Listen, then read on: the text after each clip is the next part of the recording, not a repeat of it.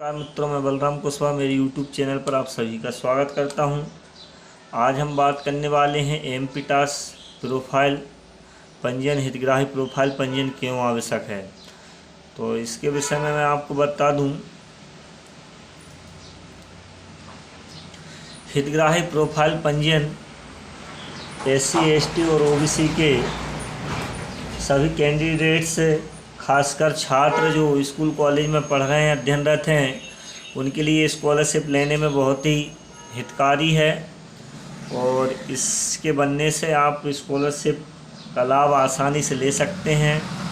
और भी अन्य जगह कॉलेज एडमिशन में लगता है ये, और बहुत सारे ऐसे एडमिशन होते हैं जिनमें एमपीटास प्रोफाइल आपने पॉलिटेक्निक में भी देखा होगा, लगता है। तो एमपीटास प्रोफाइल स्कॉलर के साथ साथ एडमिशन में भी अति आवश्यक है। कॉलेज के एडमिशन जो ई प्रवेश के माध्यम से हो रहे हैं, उनमें भी देखने में आया है कि एमपीटास प्रोफाइल पंजीकरण, हितग्राही प्रोफाइल पंजीकरण जो होता है वो अति आवश्यक है। और इसके विषय में आपको कुछ ज़रूरी बातें जो है, इसको बनवाने से पहले आपको क्या ध्यान में रखना है, उस विषय में हम बात करते हैं। सर्वप्रथम जो है, प्रोफाइल पंजीकरण की अनिवार्यता एमपीटास पोर्टल के माध्यम से योजना का लाभ प्राप्त करने हेतु सर्वप्रथम समस्त हितग्राहियों, मध्य प्रदेश के समस्त अनुसूचित जाति, अनुसूचित जनजाति, ST, अनुसूचित जाति SC एवं पिछड़ा वर्ग OBC के नागरिक एवं अन्य पात्र लाभार्थी को एमपीटास के माध्यम से स्वयं का प्रोफाइल पंजीकरण करना आवश्यक है।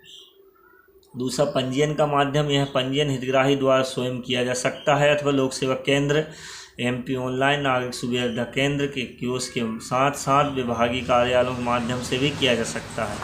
आवश्यक दस्तावेज में आप देख रहे हैं, आवश्यक दस्तावेज में प्रोफाइल पंजीकरण के हितग्राही के पास समग्र ID, डिजिटल जाति प्रमाण पत्र, आधार कार्ड, आय प्रमाण पत्र, निवासी प्रमाण पत्र आवश्यक है। यदि किसी हितग्राही के पास सभी आवश्यक दस्तावेज नहीं है तो कृपया पहले आवश्यक दस्तावेजों की पूर्ति करें। चौथा, समग्र ID, समग्र एवं आधार पर आधारित पंजीयन। हितग्राही को स्वयं की जो समग्र ID दर्ज करनी होगी, जिसमें समग्र पोर्टल पर हितग्राही की समस्त आवश्यक जानकारी जैसे कि नाम, जन्मतिथि, पिता का नाम, लिंग, पता, फोटो, जाति एवं आय से संबंधित जानकारी स्वतः ही प्राप्त हो जाए। कृपया ध्यान दें कि समग्र से प्राप्त जानकारी में परिवर्तन नहीं हो सकेगा। समग्र से प्राप्त जानकारी में संशोधन आवश्यक होने की स्थिति में हितग्राही को समग्र पोर्टल में संशोधन करना होगा। समग्र पोर्टल में आधार KYC की अनिवार्यता, ये बहुत ज़्यादा ज़रूरी है। समग्र ID आधार कार्ड से लिंक हो। प्रोफाइल पंजीकरण के लिए समग्र पोर्टल में हितग्राही का आधार KYC के पास अनिवार्य है। यदि हितग्राही द्वारा समग्र ID में आधार KYC नहीं कराया गया है तो नीचे दिए गए लिंक से क्लिक कर सकते हैं। छठवां से जाति एवं आय का अद्यतन, हितग्राही की जाति एवं आय संबंधित प्रमाण पत्र, अन्य जानकारी समग्र पोर्टल से स्वतः प्राप्त हो जाएगी। आप इतना करने के बाद आपको सीधा यहाँ इतने डॉक्यूमेंट्स कंप्लीट, अगर जिस भी कैंडिडेट्स के हैं, आप कंजेंट में सहमति, मैंने दिए गए सभी निर्देशों को पढ़ एवं समझ लिया है और इन दिशा निर्देशों का पूर्ति करता हूँ। यहाँ कंजेंट सहमति देकर आप आगे बढ़ेंगे और कैंडिडेट्स या स्टूडेंट्स जो भी है, उसका पहला जो 9 अंक का व्यक्तिगत समग्र ID में 9 डिजिट का होता है, वो यहाँ फिलअप करके आगे OTP प्राप्त करेंगे। आधार से लिंक वाले नंबर पर जो समग्र ID में आधार लिंक होता है, मोबाइल लिंक होता है, उस पर OTP जाएगा और उस OTP को डालते ही पूरा फार्म आपकी स्क्रीन पर खुल जाएगा। सुरक्षा की दृष्टि के कारण वैसा नहीं बता पा रहे हैं, लेकिन कोशिश करेंगे अगले वीडियो में वो जानकारी भी आपको दे पाएँ। इसके बाद में आपको जब आपकी पावती निकल जाए तो उसी का जो नंबर होता है एमपीटास का, उसको लिख के रख लेना है, सेव कर लेना है।